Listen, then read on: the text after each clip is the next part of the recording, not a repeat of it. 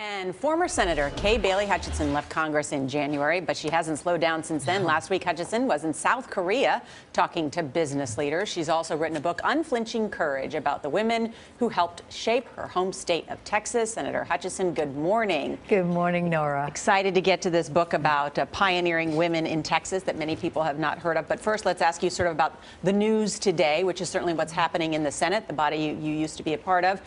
Big deal, of course, immigration tomorrow. Do you think the Senate will finally and Congress be able to get something done? You know, I do. I'm seeing a bipartisanship that was not there just last year when I was still there, where Democrats and Republicans are getting together in equal numbers. They're talking through some of the toughest issues, and immigration reform certainly has been tough.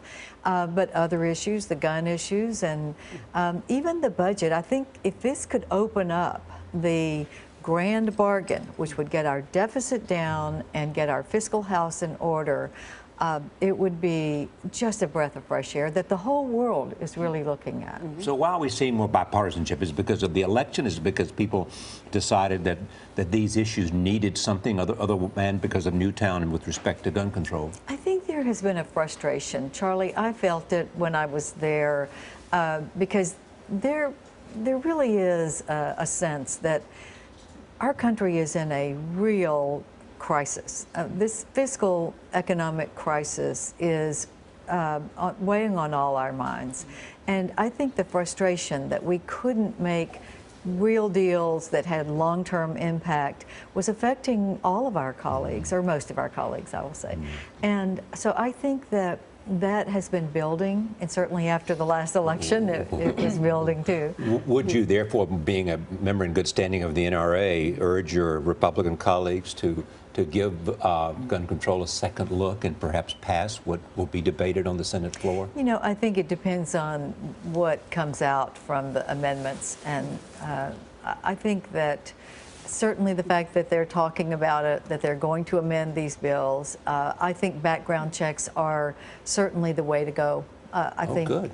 Background checks, who can argue with wanting to make sure that we don't have people who are certified mentally ill or felons, that, you know, we need to have that information. Maybe it wouldn't have affected Newtown, which has gripped all of our hearts, but it will affect the future. It will. Can we talk about your book for a second? Unflinching Courage is the name of the book. I'm just wondering, are Texas women different creatures? Because you tell the story of Barbara Houston, a tumor. She had a breast tumor removed with no anesthetic. Emily Austin Bryan Perry, who's told, don't bring anything heavy when you come to Texas, and she brings a piano. And do we dare mention Nora O'Donnell is from the state of Texas? So I'm wondering, what is it about Texas women that makes you different from other people? Well, I am going to quote an old CBS friend, Dan Rather, when he said, you know what, if you're a man, marry a Texas woman, because no matter how bad things get, she's seen it worse. I like that. But seriously, the book is about 19th century Texas women who came from genteel families who then moved to Texas and had the most stark of conditions.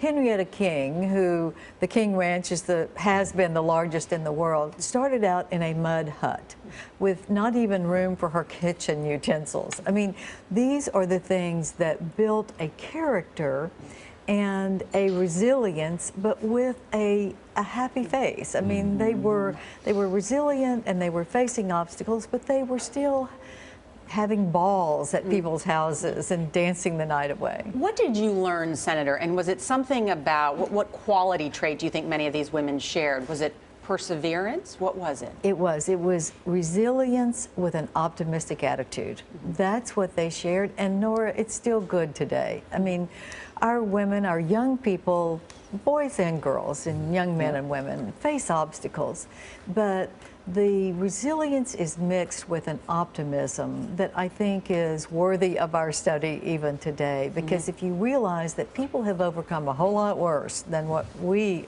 are looking at, and they've done it with an optimistic attitude, that you can overcome anything. Yes, they were leaning in even back then. Yes, before it leaning became in, a term. Cheryl. nice to see So what do you you. think of Texas men or men who've lived in Texas?